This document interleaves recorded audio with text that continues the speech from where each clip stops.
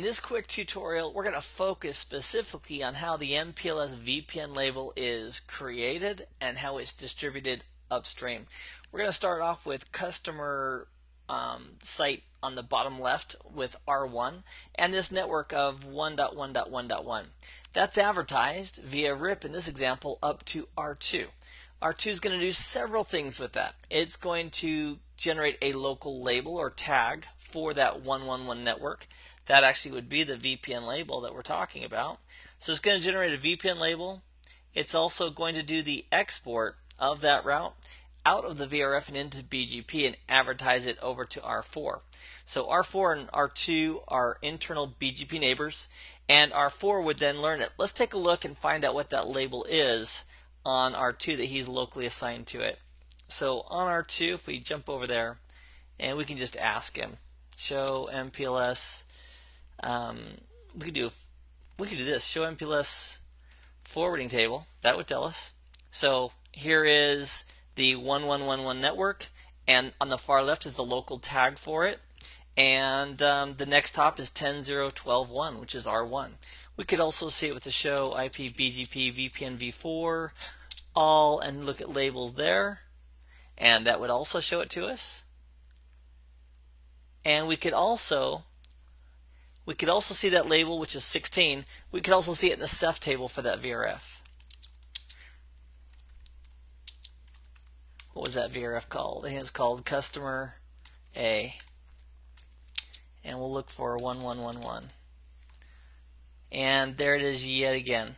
So this local router generated that local tag of 16 for that specific route. Does he know who the next hop is? He sure does. He knows how to forward it. So all we need to do is tell R2, hey, here's this tag, I need to forward a packet, and he'll know exactly where it goes because he sourced it. So let's go ahead and fill out our documentation. The local VPN label on R2 is 16. Now that label is being advertised via BGP updates over to R4. When R2 sends updates to R4, R2 is going to say the next hop is me. So R4 should have the 111 network as a VPN v4 BGP learned route with the next hop of 2222, which is R2's loopback address, and it should in the update contain the label 16 referring to the route 1111. I just happen to have a protocol analyzer ready that's going to show us that. So let's go grab that, not that one, let's go grab this one. Okay, so let me minimize this in the background. Okay, so here's the actual packet, an update that carries this route. And it is from, it's a MPLS header, label 19. That's R2's label that he's imposing on this packet to forward it over to R4. So it's from R2 to R4. There's the actual IP addresses involved. And it's an update. What I want to do is I want to open up the update and show you that label. So BGP update, path attributes. We're digging deep, origin, AS path, multi. We want the multi-protocol reachability NLRI, which is the network layer reachability information. And we're going to dig deeper down here and scroll down a little bit. We're almost there. And here we go. It was worth waiting for. This is in that update that was just sent from R2 to R4. It's identifying the 1111 network. It's also identifying that the label stack is 16. It's the bottommost label it should use when it's forwarding traffic. So now, great. R4 knows this. If we looked at R4, it would tell us the same story. So if we go to R4, again, R4 is on the top right-hand corner of our network diagram. So if we go to R4 and we ask it about that information, it'll tell us the same thing. Show MPLS, actually we'll do a show IP BGP VPN v4, and we'll do labels. So what it's saying is, okay, great, I know about the 111 network, and my outgoing label, if I need to reach it, is going to be 16. So there's no in label, but there's an out label for it. So basically this router knows if I need to forward a packet and it needs to go to 1111, that network, the bottommost or the VPN label I'm going to use for that is label 16. Now we're almost home, but not quite. So this is R4. He now knows that the label for the 111 network is 16, but the update, if we take a look at that update again, it said the next hop was 2222. So R4 thinks this. Well, the next hop is 2222 because of the BGP next hop self on R2.